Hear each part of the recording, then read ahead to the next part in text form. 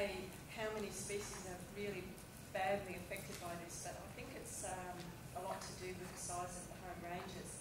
We've spoken a lot about what the threatening processes with roads and infrastructure have, and I've decided to use the koala as a bit of a case study. One of the problems with the koala, I think, is it does have a relatively large home range, and unlike what the textbooks tell you, they're not arboreal. They actually move along the ground to move between trees, which comes as a bit of a shock, I think, to some of us. Most of you know that the koalas found right along the east coast of Australia and a few populations down in South Australia.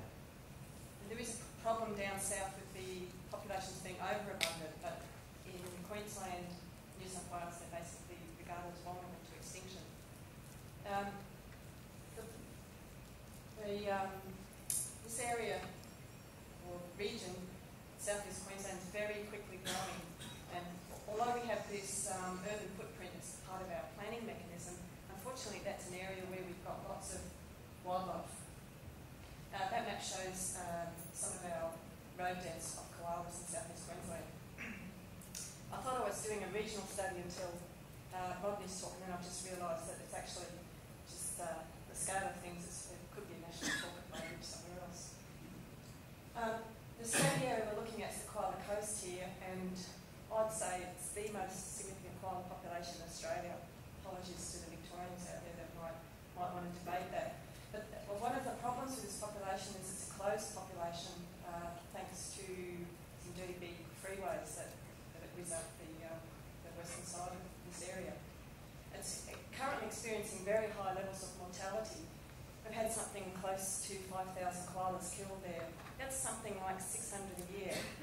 That's this room 3 times over every year. Can you just imagine that pile of... Anyway, don't imagine that.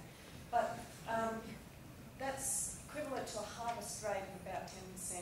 And for any roo shooters in the audience, we currently harvest kangaroos in this state at around 15% of the population. So we're doing not a bad job with koalas as well. Sorry, this is a real picture, a mother and young there. In South East Queensland, about 5,000 koalas killed over the last 10 years. Unfortunately, most of those died. The mortality caused by roads represents just over a third, 30-40% of mortality. But the insidious thing about road mortality is that it's killing what are otherwise healthy individuals.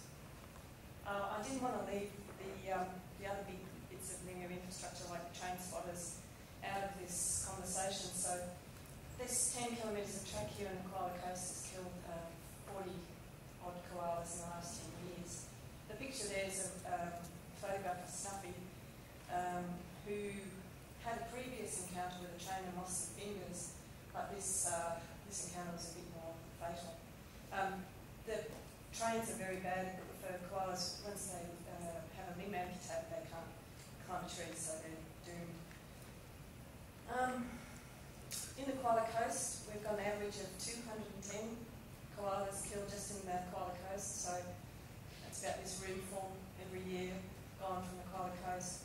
Majority of that occurs, of course, on the state roads, which are the main arterial roads. That's about 75 females a year, and they're, as we all know, the valuable ones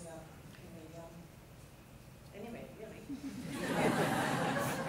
And that would equate to something like 750 offspring lost. So you can just see the magnitude of what's going on.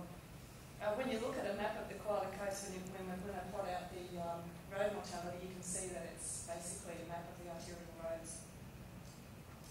We undertook quite an extensive study of mortality on the different roads, from freeways down to suburban streets on all 3,000 roads. Paid particular attention, of course, to the state controlled roads. They're the big ones. What we found was that, those numbers, by the way, represent dead koalas, so that's 201 dead koalas the arrow is pointing to there on that stretch of road. They represent 26% of all of the mortality. It's close 160 koalas per year killed on those roads. Consequently, it's actually the single biggest cause of mortality because the disease, which is also an important contributor, is a whole swathe of different conditions.